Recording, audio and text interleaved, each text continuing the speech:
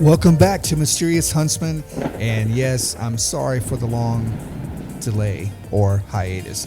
I promise I've had some good explanations for not being around, and I'm going to unpack those at a later date. But tonight, actually over the weekend, I was contacted by someone that was on earlier in way back episodes, and they are having some real trouble with either possible Bigfoot or Dogman encounters up in the area that they are kind of homesteading at this point. They are up in the hills at an undisclosed location in eastern Kentucky, and they're having a lot of trouble right now. And they contacted me for some help or maybe some guidance, or just wanted to get their story out there. They claim that they're about to go to war with whatever it is that's out there stalking them. But really want to welcome back two of my favorite friends and guests, Dennis and Christina. So stand by and let's see if we can get them on board. Dennis and Christina, hey, this is Paul with the Mysterious Huntsman. I'm glad you reached out to me. I know you guys have something major going on and something you wanted to tell me about and get out there. So we're just going to jump right into it and let you get started. Okay. Well, anybody that's listened to your podcast in the past would know that we provided you back in June with our encounter in the Red River Gorge, Kentucky, about some really serious extraterrestrial UFO activity and encounter that happened to us. And so this is just a whole other level now. And the story that we want to unfold to the world right now, if nothing else, can be served as documentation for two people that lived through this experience. And if we survive it, then we'll come back on and let you know what happened. If we don't survive it, then this is documentation for the fact that we stood up to a monster. And I guess I have to backtrack about 2 weeks back. To give you a backdrop, everyone, we're up in Kentucky in the eastern Kentucky mountains, and we purchased land back in May, and we've been working with our land ever since then. Back on August 30th, we decided to make the jump from the city to our land and go primitive. And so we've been living primitive out there since August 30th of 2019. It's now December 16th now? 15th? Yeah. And so, we've been out there now for over 3 months. And we spent the first almost 2 months way up on top of the hill. And eventually, for the winter, we decided we should move down the mountain, and we found our flat spot and set ourselves up a Shelter Logic greenhouse. It's 10 by 20, and it's 8 feet tall. Got ourselves a kerosene heater. We've been very warm. We keep it about 70, maybe 72 degrees in there. So we've been surviving just fine. We have a spring that we go to for our water, and we work an hour away. We travel an hour to our jobs, and we come home. And we chose this because we believe that we want to have a beautiful place. We've got over 10 acres, and we've got a really nice spot. We've got about 1,000 feet of creek frontage at the bottom in the valley, and it's a very nice place. A lot of deer, a lot of turkeys. No one's lived out there since the 1960s. And we moved our camp and bought the Shelter Logic greenhouse and outfitted it and insulated it, and we've been handling our business. And So I would say about 15 days ago, I noticed a nice wound on my, I've got a dog that's going to be 13 here in a couple of weeks, and she'll be 13 years old, and she's been with me in 39 different states all throughout this country. We've been in many mountain chains. We've actually she and I have done 500 miles on the Appalachian Trail together, and we've probably done another 1,500 miles in the woods together all over this country. And nothing has ever happened like what we're about to unfold. But about 15 days ago, a little more than 2 weeks ago, I noticed in the morning that she had a very substantial wound going across her. And I investigated it and looked at it, and it definitely looked like some type of claw got her, but I ruled out immediately any type of wild cat, which are definitely in the eastern Kentucky mountains, but I ruled that out because it wasn't a slicing cut. It was a dull claw, and it goes from her rib cage across her section up to her back. And I started treating it with hydrogen peroxide, and still now 2 weeks to the day, still you can still see the wounds on her, and she got slashed. And so that was my first kind of question mark, heads up, like red flag, something tagged my dog. And I'd never seen a wound like this before, so I was definitely perplexed and just tried to heal her up. Well, the rest of this starts about 10 days later. And the first thing that happened really to set us off was a deer leg was snapped at the elbow, snapped in half, still with all the fur on the deer, on the leg and the hoof, and was brought up to our camp. I woke up one morning about, 5-6 days ago, and my dog actually brought the deer leg inside the tent, inside the greenhouse. I woke up. I usually get up on my off days. I wake up sometimes 5, 6 in the morning. I get up and make coffee and breakfast and start the day. And so I wake up about 5:30 that morning, and there's a deer leg laying inside right in front of my dog. And I picked it up and I walked outside and I investigated it in the dawn light, and I noticed that it was snapped. And I thought, that's a lot of pressure right there. That's something strong to snap a deer leg in two like that. And so we went down into the valley where there's other people settled in there, and some of them have been there for 1, 2, 3, 4 years. And I brought it to a particular woman that we had talked to about some weird activity out there.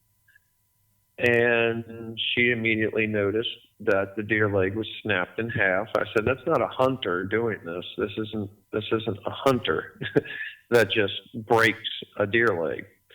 And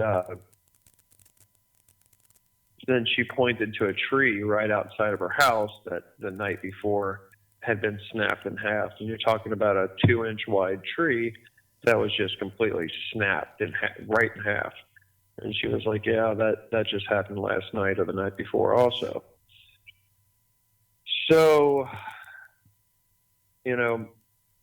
I've been a fan of your show, and I've heard about the Dogman. About 10 years ago is probably when someone actually introduced me to this idea. And we started talking with her about it and with another neighbor. And they finally kind of came clean, and she basically looked at me and said, yeah, something's been mutilating and eating animals up in that creek. She's known about it for a while. And one of the other neighbors showed up, and basically he's told us about his experience for about 2 years of being chased off of his land by something, and he actually moved out of his plot and bought a new plot to get away from whatever was happening to him. And so, once we started talking with someone else and started putting the logic behind it and thinking about it, it only made sense to me that this is probably a Dogman that's out there. And so the other neighbor got the 30-30 rifle, and I got my pistol and my sword, and we went down. And actually, no, I didn't take my sword that day. It actually snowed the night when it brought the first deer leg up to us. It actually snowed that night. So I looked at my fiance, and I gave her the 2 hatchets. We've got 2 matching hatchets. I gave her the hatchets, and I took my sword. I've got a nice 3.5-foot blade, and it's a nice full tang sword that can really slice and dice. And I got my 380, and I made sure my clip was full. And we walked and tracked these footprints that were coming from our camp, down our hill, down to the logging road. We have logging roads that run all through our property from back in the 1930s when they logged. And we went down to the first spot where the Y is in one of the branches of the roads. We went straight down the hill tracking it, and then got down to the road.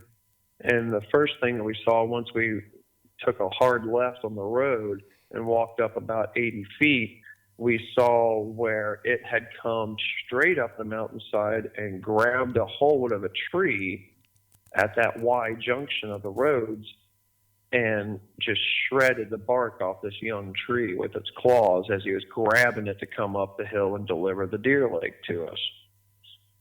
So basically what I think he did was he came up from the creek straight up the mountain, because we saw one set of tracks going down there, and then we followed the next day.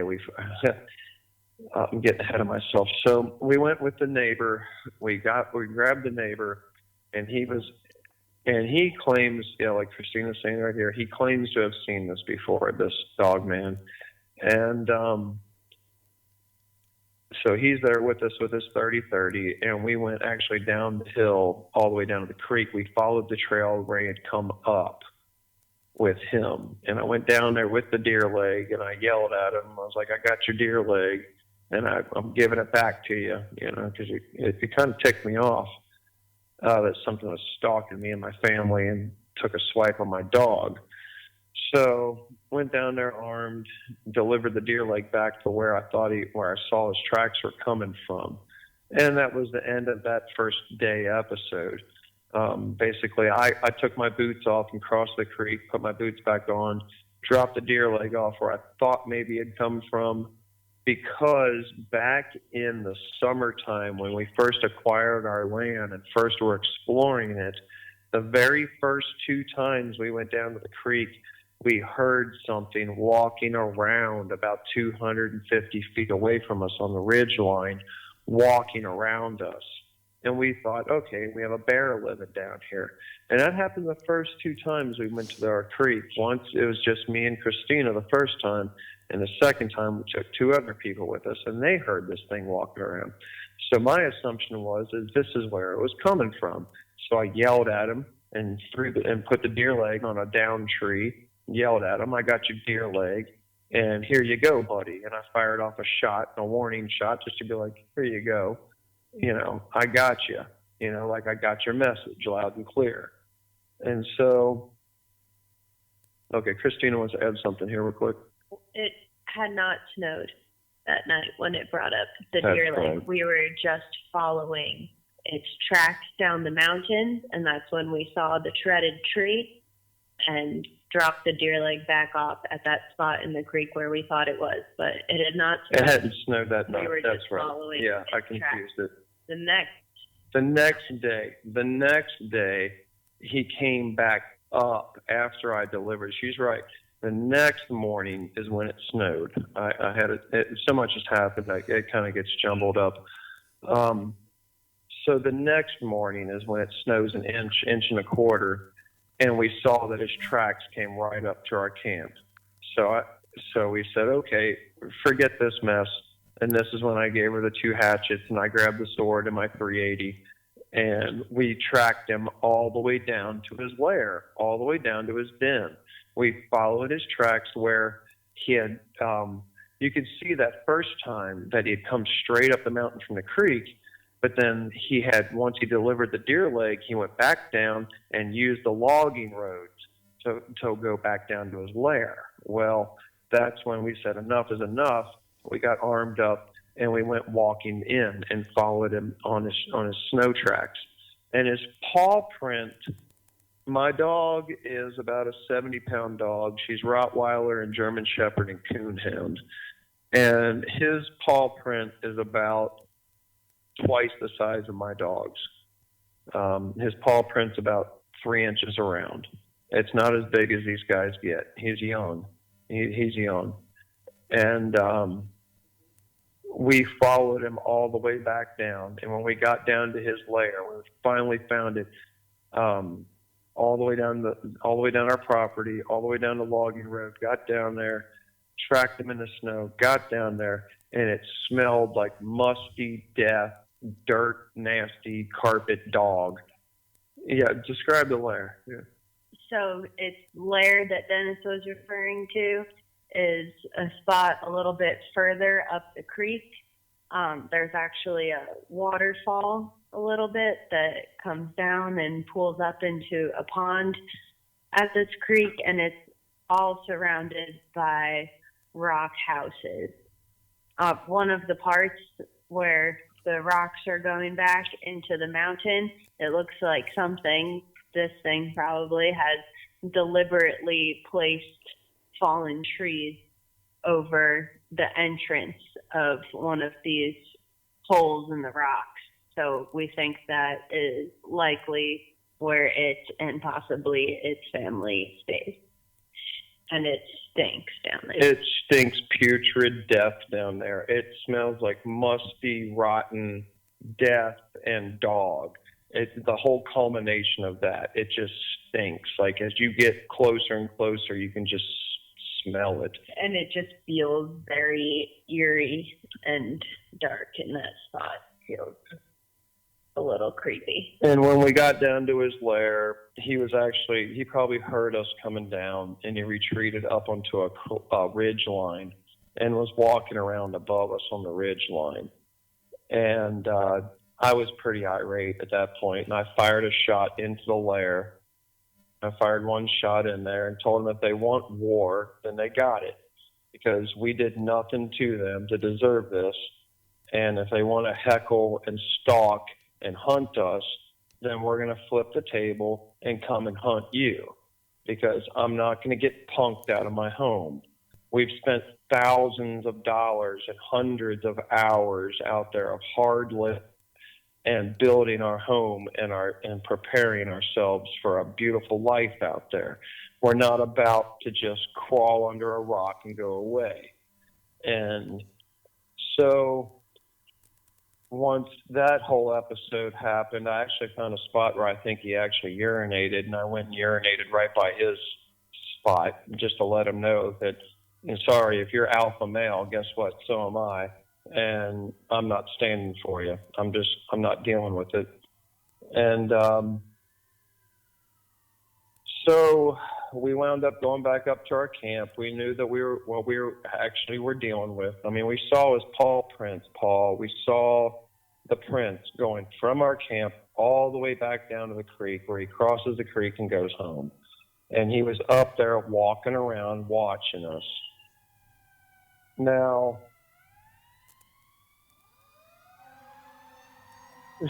sounds like somebody's house is burning down. It's a nightly occurrence here around me. Yeah, jeez. So that was our first up close. Like, okay, we found, where we live, we know where you live, and I yelled at him. I straight up yelled at him. I told him, if you want war, if this is what you are and you want it, then I'm going to bring it to you, because I'm not going to turn away from what we've been building out there. I'm sorry, but, I've got too much invested in this to just cower away and turn my belly up and walk away. I'm not doing it. I'm sorry, guys. Like everybody listen to this, you might think I'm nuts, and, you might be right. But you know what? Sorry. I've been through too much, and my spirit and my soul is good with the good Lord. And I'm just, we're all going to die, man. I'm not afraid to die at the hand of some demonic beast that wants to stalk and hunt me and my family. I'm just sorry. I got too much valor in my soul to just cower away. So to give you an idea of what the last 5 nights of our lives have been like, this thing comes and waits about 200 feet down the hill, right at that wide junction of the road where he scraped the tree. And by the way, a bunch of our trees are marked. We've seen claw marks in our trees all over the place now since this has been going on. And one of the claw marks is like 40 feet from our tent. And so when we come home at night, we don't get home anywhere from 8:30 to 10 o'clock, 10:30 at night sometimes. And, we stop, we go to a laundromat that's up the road, and we go there, we take our shower, and we go home. And so now that we know he's out there watching for us, he's actually waiting for us to come home. So I get out, and I escort her from the Jeep and back to the tent. I keep my pistol around and my sword, and I escort her back, and we turn on the heater, and we feed our dog and our cat. And I stand there and listen. And he's always out there every night. He's walking around at that Y junction at the road. And, in the logging roads. And, one night I just stood up there I think it took me about 4 hours. I stood out there, and I would occasionally fire off at him because I'd hear him advancing. And so I'd start firing down the hill at him. And that was the first night. And, I'm yelling at him, telling him, expletive this, expletive that. And, you're not going to take me and my family, not without a fight. And, so the next night we come home and we understand, we actually nicknamed him Reginald. We nicknamed him Reggie. So I'm coming for you, Reggie. So, I get out of the Jeep and I yell, "I'm home, a-hole, I'm home." And I escort her back and get the heater turned on and feed the kids. And I start hearing him walking up the hill. He's coming up. And I immediately started charging right at him. And this is like the first standoff that me and this creature had. I started advancing on him. I grabbed my sword, put it right over my shoulder with my left hand, and grabbed my Bursa 380 and started immediately firing. Where I've got expert hearing. I can pinpoint and triangulate hearing. My ears are so trained and attuned from spending 20 years of my life in the woods all over this country that when you start cracking sticks and branches and leaves under your feet, I can pinpoint where you're at. Within 4 feet, I know where you're at. And I started advancing on them towards the tree line, which there's, we're in the woods. We're in the thick of it, but where our camp is, it's younger trees. So you have dispersal of area where you can kind of maneuver around. But as I hear him advancing up the hill from the road, because I know my land, I know he's coming up. So I just went right at him. I went right at him, started firing. I think I fired 4 or 5 shots right at him, yelling at him. And I probably came pretty close a couple times with those shots because he immediately started turning around and backing down. And as I realized that he was backing down, I advanced further in, probably another 40 feet.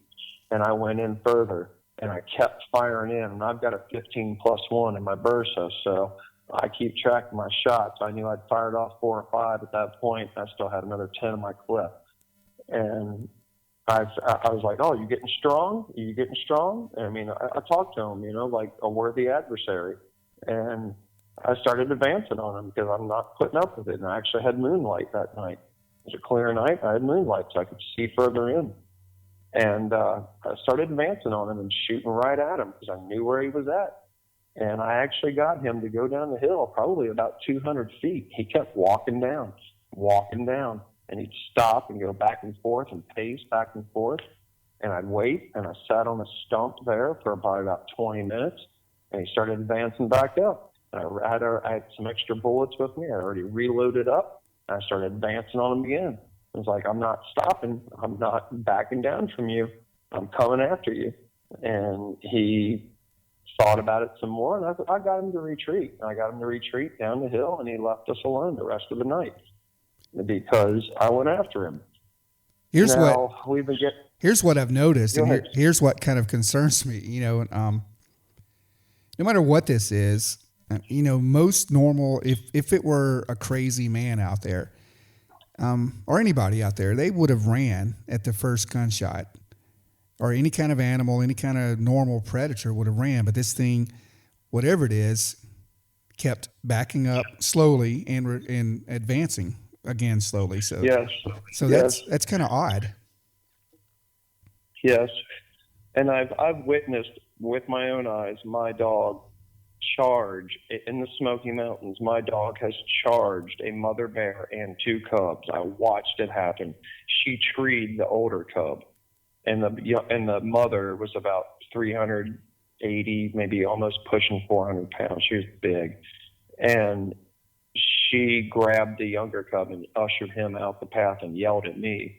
And I was like, yeah, I get it. I'm going to get her off of you. Just hold on. But, I mean, my dog's fearless, man. And I know how bears act. I know how they react. I've been around bears plenty of times now in my woods experiences. This is no bear. And like you said, a bear's going to walk away at gunfire, coming right at it. A bear's going to walk away in a hurry and get away. This thing slowly trotted down the hill, slowly, methodically back and forth, pacing back and forth. I could hear him zagging back and forth. And so I just, like I said, I sat on that stump and waited to see if he was going to advance. And he started advancing back on me. And I was like, okay, here we go again. And I freaking started advancing back on him and shooting right in his direction. And finally, I got him to go down the hill and leave us alone that night. Well, that, like I said, he brought us a deer leg, snapped at the elbow joint. Well, I sent you a picture this morning of the second deer leg right. that was brought to us. And you can share that with the world. That leg, if you zoom in, you'll see the bite marks and the flesh ripped right off of it. It's obvious that this thing has some serious teeth, and it can just pull flesh right off the bone. And it has no qualms about coming up to my camp and delivering presents to me now. And he dropped that one up, and I actually saw a spot right next to the deer leg where he sat. He sat down. He bedded down and ate on that deer leg right next to our tent, like I'm going to say 70 feet from our entrance of our greenhouse. And he sat there and gnawed on and ate that flesh and ate that deer leg, and then finally just left it there for me. And when I woke up this morning and found it, then I heard him walking around about 120 feet in the woods. He was right there, but he wasn't at his usual spot at the Y junction of the lumber roads.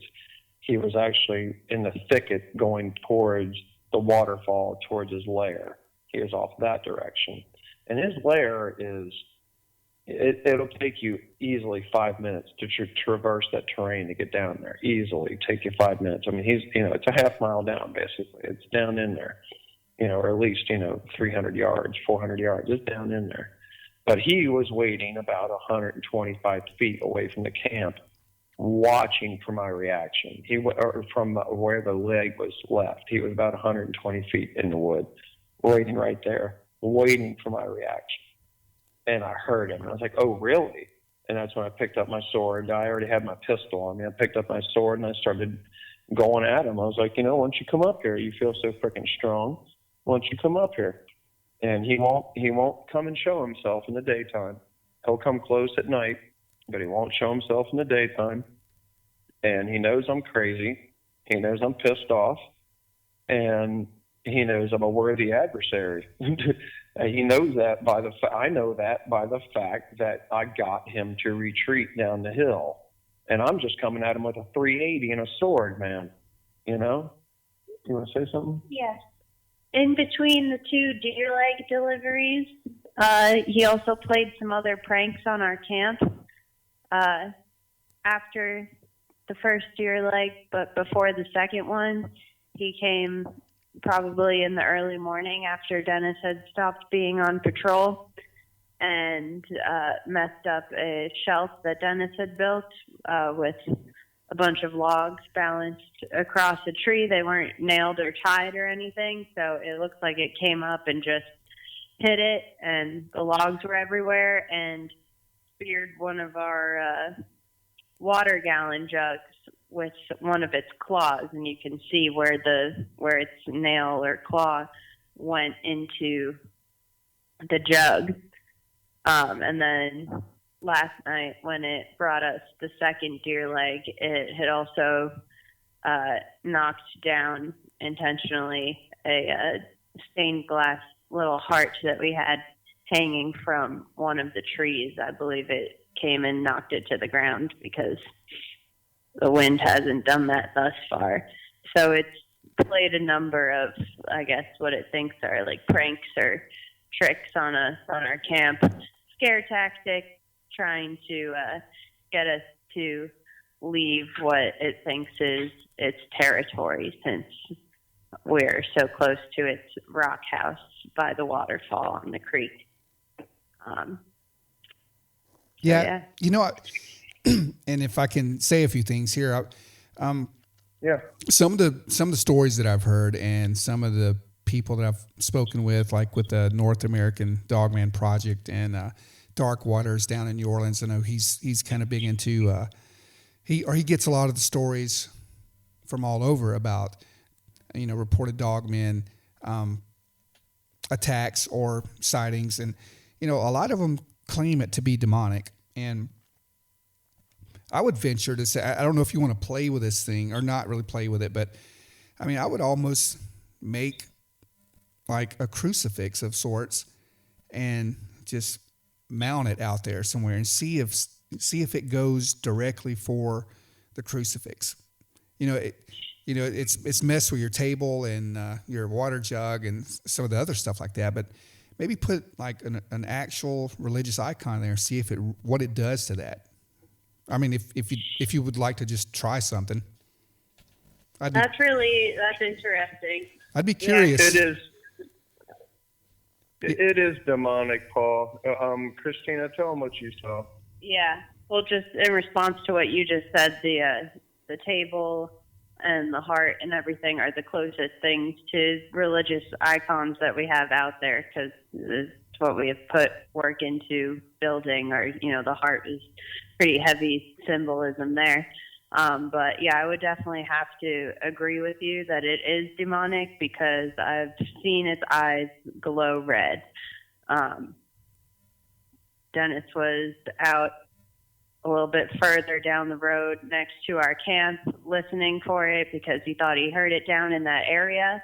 And I was out that night as well, and we had a fire, and I had a hatchet in each hand, preparing for it to come up to camp. And neither of us are talking or saying anything. We're just listening to the woods to see if we can hear it moving around anywhere.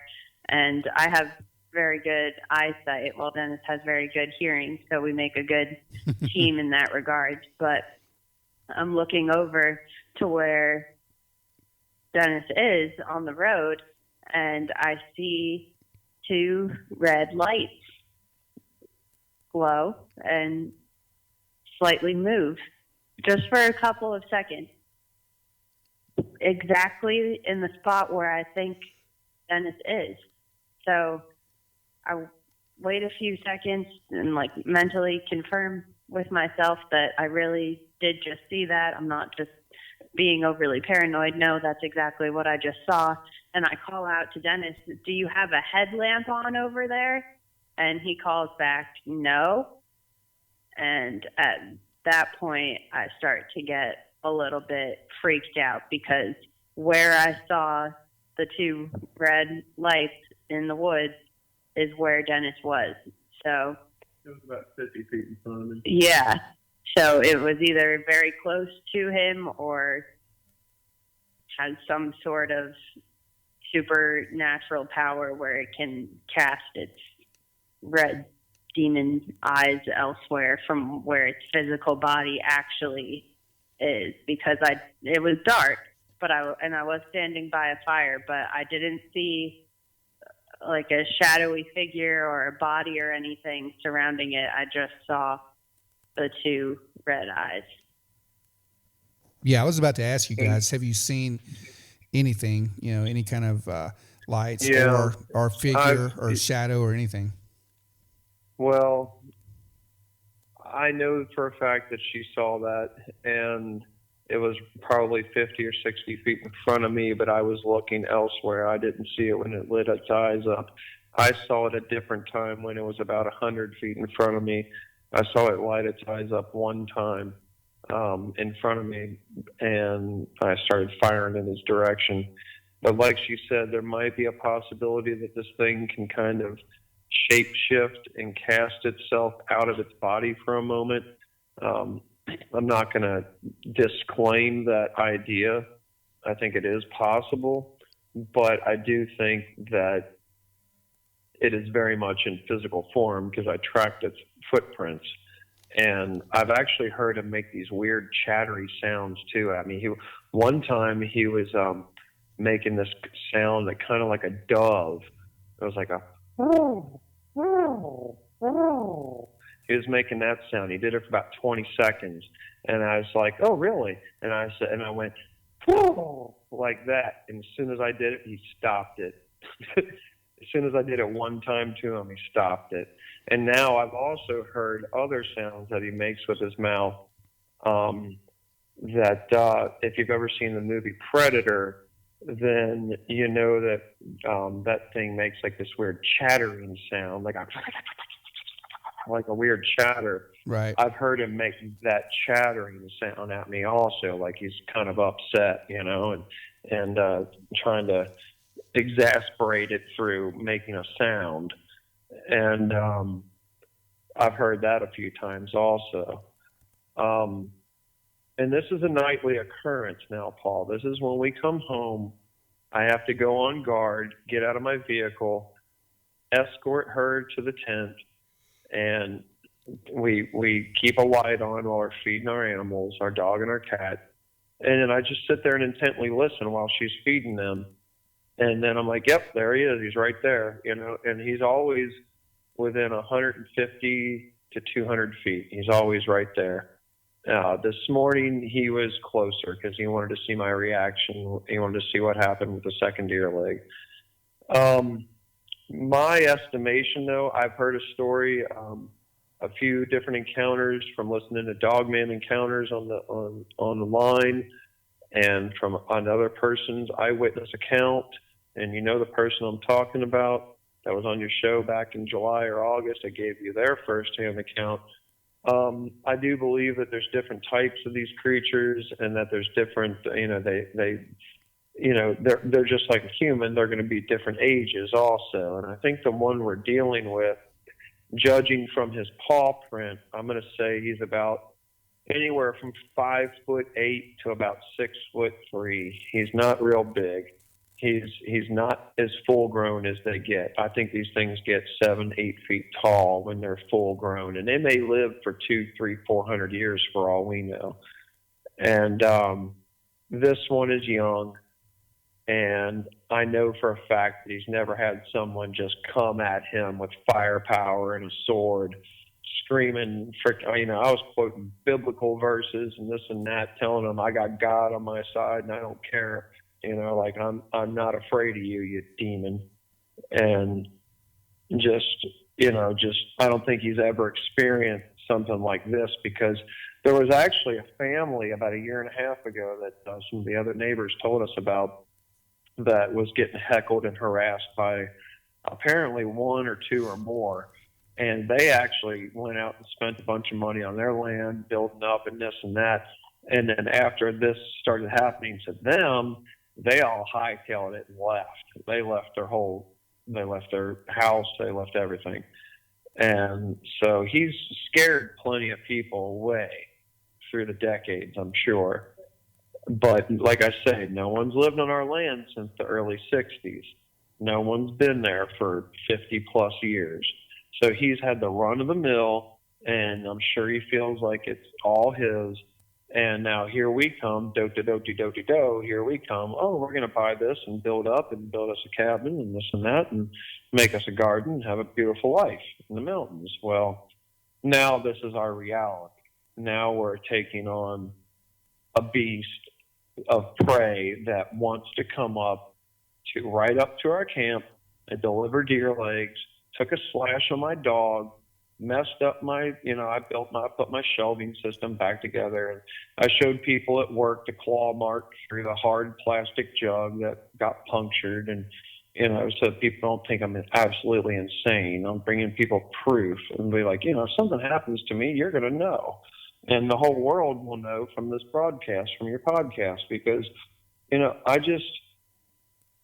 sorry, man. If you have enough faith in yourself and your connection with God and the universe and everything that's good and great and beautiful, then I got nothing to fear, because guess what? My heart's going to stop beating anyway. My brain's going to stop delivering messages to my brain anyway.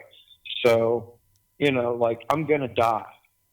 And if I have to die at the hands of a demonic beast that's coming after me and my family, then I'm going to go out in a hail of bullets and a valor. And the good Lord's going to look at me and go, "Good job, son. You tried, and that's what I have on my side." And I tell them too, I tell them I got God on my side, buddy. So, if you think you can take this, then take it. But if you can't, I'm going to take you. And I'm not going to back away from some scare tactics and from something that wants to stalk me and my family. I got too much in me and too much personal integrity to back down. And if this is the way I go out, I'll take it, man. I'm going to bleed out and die. Okay, deliver me home. I don't care at this point. I'm 44 years old. I've lived an amazing life. And I've had people try to kill me before, and they couldn't do it. So now I have to turn my focus onto this, because he's waiting for us every freaking night. And now that we've banded up with one of the neighbors down the valley, they are going to let us use their camper when we need to. Because it's on rainy nights, it's just too hard to listen for him. When it's raining, you can't track him. You cannot pinpoint right where he's at, because there's so much rainfall happening. So, and it's been raining on and on and on. In the last month, it's rained 20 days. And so, it's just tons of rain happening. And so we have it worked out with our people down the valley now that if it's a rainy night, we know, then we're going to go set up our cots down in their camper. We're going to take our animals there on the way to work, drop them off, tell them we're sorry, but we got to drop you off here to keep you safe. And we'll come back and we'll spend the night in a camper on a rainy night. But when it's not rainy, it's game on, man. It's freaking game on. I've trained her with this 380 Bursa. She's got 16 shots, and I'm going to get her an extra clip, and she'll be able to pack in again. And I'm getting my 10 millimeter rifle as soon as they issue it to me and give it to me and clear me. And it's a tactical rifle. I'm trained on it.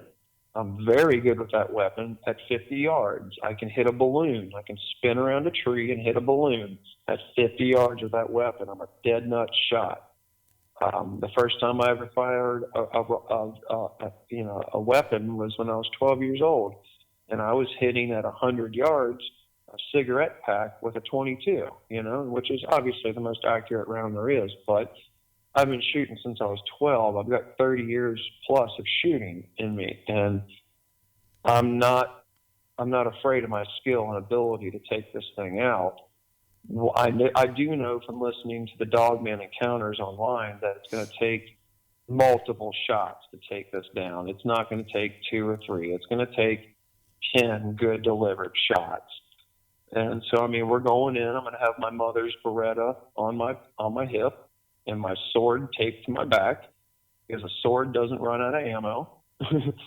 And I'm going in after him. Once we get that rifle, and it's a clear night, and it's not raining, and he comes back up to us, we're going to go in on a V section plan. She's going to be 40 feet to my left, and she's going to be assaulting from behind me, and I'm going straight in after him. And we're going to try and take this thing down. And if we do, then, I mean, we have to keep in mind there may be another one or another 2 around. But I'm kind of banking on the idea that they see one of their kindred get shot up and killed, then they might back off. So, but the thing that we have to our advantage is that there is another 1 or 2 out there waiting for an ambush, then you can hear them coming from 100, 200 feet. You can hear them coming. So we have that working for us, you know, like they can't just come right up on you immediately. It just, you can hear them. They're big enough creatures that you can tell that it walks bipedal when it wants to. You can hear step, step, step, crunch, crunch, stick break, crunch, leaves, crunch. You can hear the bipedal motion. This is what tells me it's a dog man. And the fact that he's gnawing on these deer legs and ripping the flesh off and then walking up through our camp and delivering it right to our tent, that's not a bear that does this to you. It's not a cat. It's a dog man. Man, have you thought about... Oh, I was going to say, have you thought about getting a game trail camera and setting it up out there near your campsite? Well, we did think about this, actually. We thought about doing this, and one of the encounters we read about was that a guy was actually setting his game cam up when he got attacked, and his dog defended him and warded this thing off. But yes, we have thought about setting these up. Another thing I'm thinking about doing is getting myself some very nice iron bear claw traps that if you step on that center punch, it's going to clamp up and chop your foot real good. And I'm thinking about going down there, putting one on his main trail from his lair and another one up there at the Y section of the road where he likes to play around. And if I can get him to step on one of those and chop part of his foot off, he's really going to think about it. Well, man, be careful up there. It sounds like you got something really odd playing around with you guys. It's pretty serious, man. I mean, I've never, in my wildest dreams after traversing this country, you know, I've done 2,000 miles in the woods, Paul. I've done a lot of miles, and I've never come across anything. And then I go buy property in eastern Kentucky mountains, and now this shows up, you know, just because the place has been uninhabited for decades upon decades. So it's a perfect breeding ground or a perfect hunting ground for this creature. And there's a pack of 20-something turkeys out there, and there's deer everywhere. And he's obviously a good hunter. He obviously can take a deer down. So, you know I've got my work cut out. I'm not trying to tell the world I'm Billy Badass and I'm going to go in guns blazing and I'm going to win. I'm telling the world that if you have this problem, you got just a few choices. Either you kill it, it kills you, or it moves on and gets out of your way. That's the only way this ends.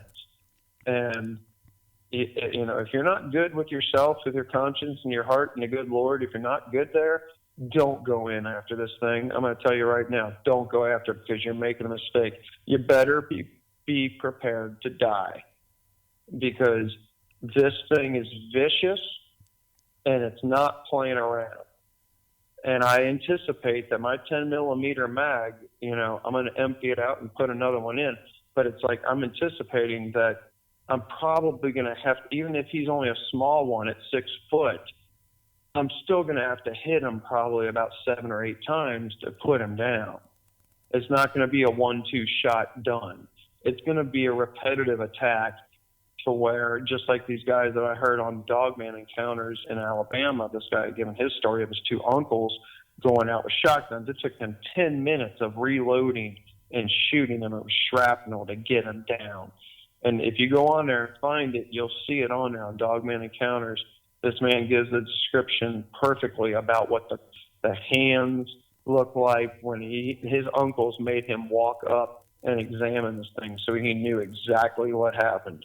And he went up, he got to lift up its lips and look at its teeth, feel its ears, look at it and examine it for real. And that one I think that they took down was also not the biggest as they get.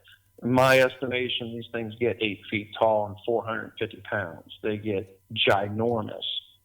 That kind of creature, I've got a friend of mine that's retired Coast Guard sharpshooter, and I called him up and showed him the pictures and stuff, and I was like, hey, I got a real problem. Can you come up and help us?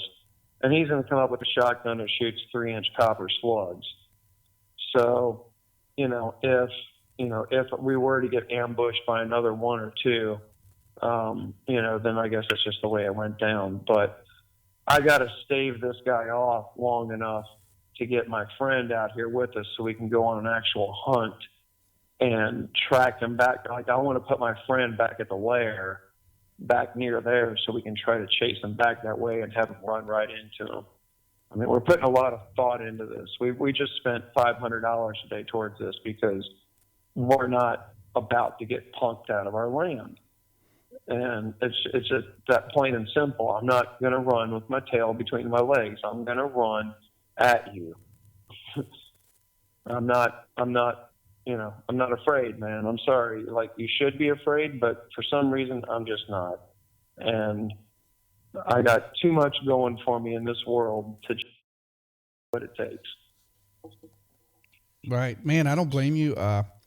Just be careful, and keep your eyes and ears open. And I'm curious, when you guys get back to camp, let me know how that goes or what you find when you get there, and definitely send me some pictures if you can get pictures of some tracks or even some of the trees that have been clawed or scratched. Oh, I'll send you. Yeah, we'll send you plenty of pictures of the claw marks on the trees. I did just throw away the jug today at my mother's after I showed her, because we're actually 2.5 hours from our camp now. We're up in northern Kentucky now. I had to come up to see my mother, and she immediately handed me her 9mm Beretta and said, "Take it with you."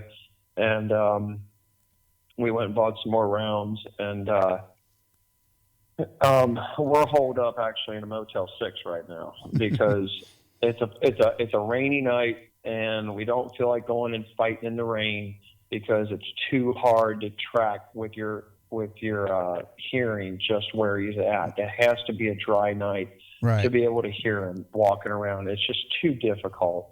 And last night, it was pouring down rain. We're sitting in our tent. We're listening to that encounter.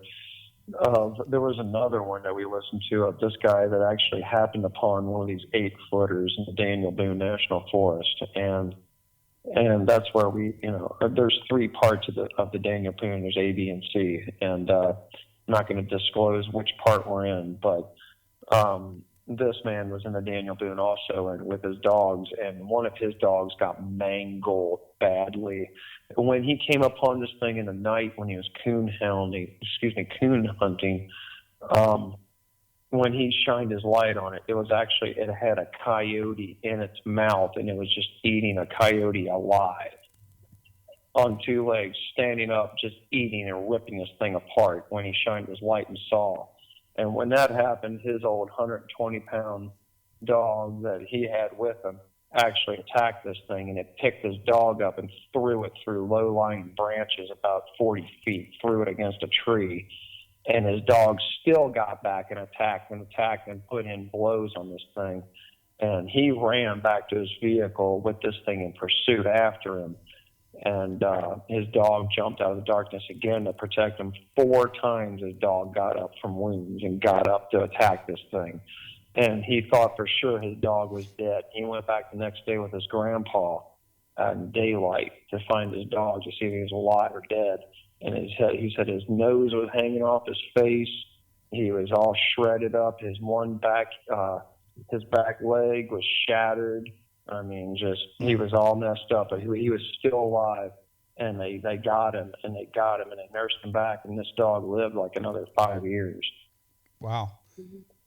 But yeah, like his dog stood up for him in the middle of the night, being attacked by one of these giant dogmen. I'm talking like, these things are 7-8 feet tall at full maturity, man, and they're pushing 400 pounds, no problem. They're freaking huge. This one that's here, judging by the prints that we saw in the snow and judging by the way he's acting, I can't help but say that he's a juvenile. That in our estimation, he might be 70 years old or something, but he's still young. He's a young one. He's not the full Billy Badass that just shreds you apart. And by his tactics, I say that he's young also. But he's got some cojones on him, I will say. He's got something between his legs, man. He ain't playing around. But looking at his claw marks on the trees, he's not as big as they get. And so that works to our favor. I'm hoping that the Billy Badass of the Dogman isn't just sitting back watching this. I'm hoping that he's not just sitting there watching, because I'm going to need some serious firepower to take that one down. But as far as all we ever hear, though, and all we ever saw was markings from one. That's all we've ever heard or seen. It's just one. So I'm hoping and praying that it's just that one, and we can advance on it and possibly tag him one time. And just me by myself with a 380, I got him to retreat from me, because he's probably never had a human come at him like this, like the way I did. I mean, I came right at him. I knew he was right in front of me. He was 120 feet most in front of me. And he started, I heard and felt him advance on me. And I was like, nope, no.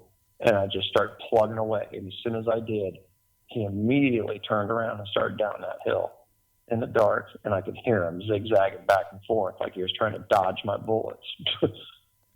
Yeah, it sounds like just as long as, you're careful not to be led, he may be wanting you to follow him deeper in. So just be mindful of that. And yes, I have been.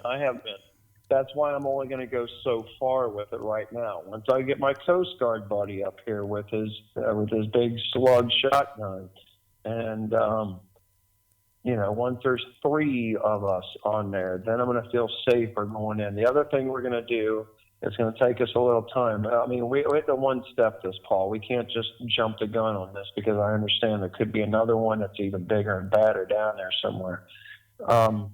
But the thing that I'm going to do, at least myself, because I'm probably going to take the point position on this attack, I'm going to get myself a Kevlar vest at the minimum, and probably a helmet too, if I can strap a flashlight to the helmet and be able to see 20 feet in front of me. But I'm getting myself a Kevlar suit and probably some chainmail gloves so that I can't get shredded apart so easily. Well, sounds like you got a plan.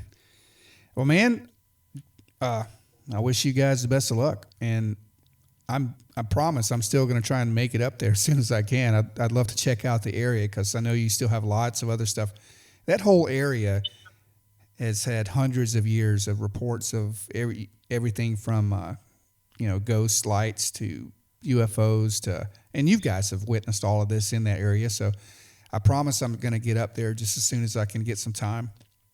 But Paul, we've got a personal UFO that shows up for months now. It comes up to us. We've been watching this ever since we got this land back in May, and we're going out there for 3-day retreats and stuff.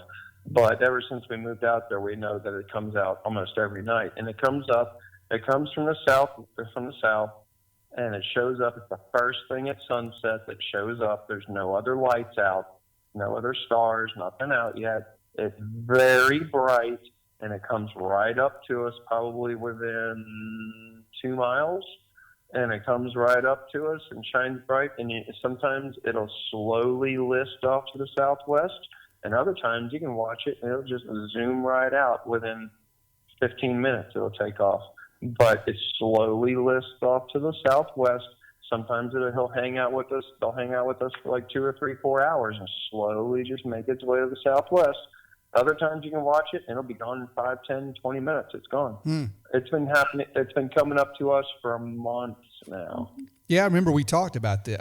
I guess, didn't we, or you called me just a few weeks ago, and I think we talked about a little bit about this, but yeah, I've got to get up there, I guess. I may have to come up. I'm going to wait till your sharpshooter buddy gets up there.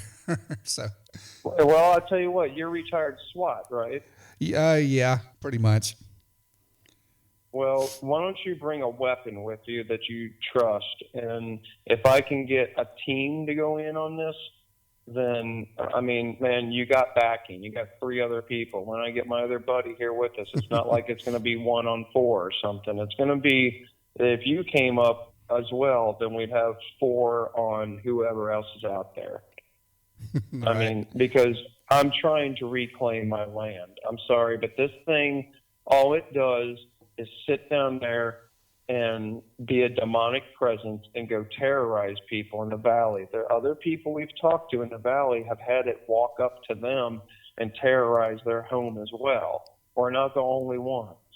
We just happen to be the ones that bought the land that butts up to his lair. And so now he's taken it upon himself to just wreak holy hell on us. And I'm telling you, it's no fun going to work and we drive an hour to work and an hour home and work 8-hour shifts. It's no fun from a 10-hour day to come home and have to be on edge and protect yourself all night until you have to go to sleep for 5 hours and get up and do it again. Oh, I'm sure. It's no fun. It's no fun, man. I like coming home and playing my piano and relaxing, Paul. You know, I got a nice keyboard. I like coming home, playing my keyboard, and relaxing, you know. I don't want to have to come home and spend 3 or 4 hours protecting my family and warding off some demonic jerk. Right. I don't blame you. You know, so, I mean, we wanted an end to this as soon as possible. So, I mean, when I get my buddy up here, we have a fixed date when he can come up. Man, if you want to come up and be extra firepower, you can just watch our 6 if you want. Just be up on the hill and watch our 6 and let us go through, and I'll take the point and we'll go in. If you just want to watch our 6, then that's fine too. I'm trying to, if I was a millionaire, I would assume I would go ahead and assemble a team and buy us all the proper gear and go in and get this done with. But I'm not a millionaire. Well, yeah, unfortunately, I'm not either, so I can't help you there. But well, you know what I'm saying, though. If I yeah. had the money, if money was no option, I would already assemble everything I had, and then I'd pay people $5,000-$10,000 each to come up here and help me hunt this and get it over with. Yeah, and then could you imagine the payoff if you actually produced a body? I'm curious about that. I wonder what the next thing is. You know, if I actually take this jerk down, I wonder what that catapults us into. Yeah, exactly. Because you never know. Everything that we've researched in the past week or so about this, I mean, we've been just constantly on this, researching and thinking about how to do this. And everything that we've come across, you know, if anybody does go out in the public about it, the government swoops in, FBI swoops in and shuts it down. You know, they come right in and quiet you real quick. So the only way that I see to leak this out safely is to get it to someone like yourself, like in person, you know, or something like that. Like meet me halfway and I'll drive halfway and deliver you the photos and whatnot, and like let someone like yourself leak it out, you know. Like I can't bring all that on myself. Like I did all the hard work already. I can't. Right. I don't want the government coming and shutting me down and kicking me off my land or something, you know. Right. Yeah. Well, all right, man. Well, I really appreciate you guys contacting me, and like I said, um, I'll have to unpack what I've been going through for the past couple of months at a later date, but I've got good excuses for that. And Yeah, I'm life happens. Oh, it does. It does. It's just been work and other projects that have just been snowballing and kept me away from this. So I'm going to be coming back into it, especially after the holidays. And man, like I said, good luck. Stay safe up there, and let me know, when you guys get home and after a few days, and let me know what's going on with that. Yeah, we'll contact you and give you an update. You got that picture? You can put that on your website. Yeah, I absolutely will. You can attach it to our to this show tonight, can't you? Yep, I sure will. Yeah, that way people can see for themselves that we're not full of BS. This is the second deer leg in like 6 days, man. Right. And now I probably won't release the show until, let me see, till Wednesday night. But yeah, it'll definitely be, the picture will be attached on my site and for Instagram, and the Facebook stuff. So for sure, Okay. I'll let you know when it's going out. But man, you guys, we're just gonna hold them at bay. We're, like I said, man, we're holed up in a hotel right now because I had to come grab another weapon and go ahead and get myself purchased on a 10mm rifle that I trust, that I'm trained on. Because once the Brady bill 4 days goes up and I get cleared for it, then I have to come back up here again and come and get it. But we weren't going to spend another night down, because it's been raining, and we looked at the weather. We knew it was going to rain again, and it's just like, no, I'm not spending another rainy night sleeping with my pistol in my hand. Right. I don't blame you. I'm not doing it again. So now we have safety in the valley where we can go sleep in a neighbor's camper.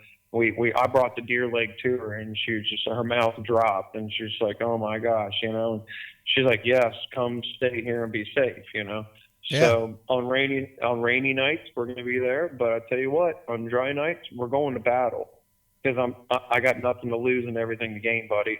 And I'm not afraid to die. I'm not afraid to die, buddy. I'm not afraid. So we're going in after him, and yeah, we're going to watch our six and make sure there's not another one lurking around. But we're going to have the firepower to really stave them off if they were to just come at us. Because I'm sorry, but if you get plugged 8-10 times by what we're packing, you're going to know it. Right. You're going to know you got hit.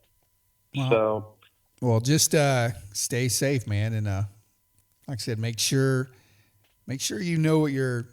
I know you said you've been trained, but just this is the the former law enforcement. Just make sure you know exactly what you're shooting at before you pull that trigger. Oh yeah. Well, this thing, this isn't no bear, and it's not a person. Right. A person doesn't snap deer legs and bring them up to you. It just doesn't happen, man. And a person's eyes don't glow red, and a person doesn't leave paw prints in the snow. We saw his paw prints. Oh yeah. Wait till it snows again. If it snows again down there and he comes up, I'm going to take pictures of the paw prints in the snow. When this is happening to us, Paul, the last thing we're thinking of is grabbing the phone. The last thing we're thinking of. The first thing I'm thinking of is, where's it at? Where's my weapon? And primal instinct. It has nothing to do with thinking about grabbing a phone and taking pictures. Sure. Well, hey, Chick. Also, I was going to say, even the banks of the creek, the thing has to drink water. So I would check the banks of the creek. You may find some actual tracks. You may not have to wait till snow. So anywhere the ground is soft, or even after rain, look for some dirt or muddy spots and just check for tracks there. Well, and we're gonna walk back down there, and I'm gonna take pictures of his den. I'll go walk right up there. You know what I want to do? My buddy turned me onto this. I want to go down and get me some tanninite and take that down there and go blow the living doors off his frickin' den. Because if I can shut his den down, then maybe he'll think about moving on, Never know. So, Tannerite. Yeah, we're thinking about taking that down there and shooting it and blowing the doors off his den. So, and if there's another one or two in there, then they're going to get impacted by that blow. Wow. Just be careful. We will. Like I said, man, I got the good Lord on my side. I'm not afraid. If this is the way I'm supposed to go out, then guess what? I'm going out in a hail of bullets and valor, and the good Lord will deliver me home, and I won't have to be here anymore, man. I love my life, but I'm sorry. I'm not going to stand for this, man. I'm not going to be punked out like a little BI, I'm not going to be punked out, man. I'm gonna take you on. I hear you, dude. So yeah, we will be careful. We do have proper firepower to this extent right now, but once we get our other buddy up here to really spend a few nights up there with us and go on the hunt, once I get a Kevlar vest, once we have serious protection, we're going in, man. We're not going to play around. We're going in. Well, keep me posted for sure. All right, buddy. Any more stuff comes up, I'll send you pictures. And I appreciate you hearing us out and putting this out to the world for us, because nobody else is going to listen the way that you do.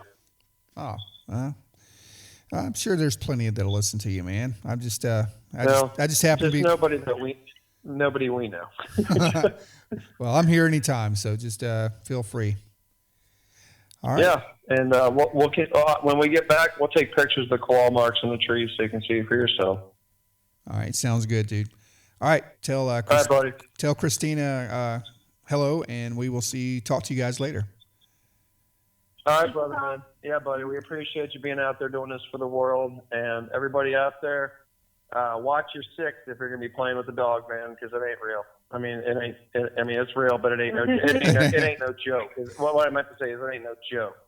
I know what we're up against, man. You know what I'm saying? It's not a joke, and we're not going on a suicide mission, but we don't feel like we should deserve have to be removed from all the hard work and money we put into our place, and that's where it stands. He doesn't pay rent, buddy. We do. Gotcha. Yeah, you're right. Well, all right, guys. Well, y'all take care, and we'll talk soon. All right, brother. All right. We'll be in touch. All right. Bye-bye. Good night. And that's a wrap on this latest episode of The Mysterious Huntsman. And once again, my apologies for not being around for the past few weeks. But I've had lots of projects, and maybe I can go into that a little bit later on. But remember, guys, if you would like to be on the show, or if you know anyone that would like to be on the show, please hit me up. You can find my website at mysterioushuntsman.com, or you can check me out on Facebook. I'm on Instagram, or you just listen to the podcast and follow and share. I'm on most podcast platforms.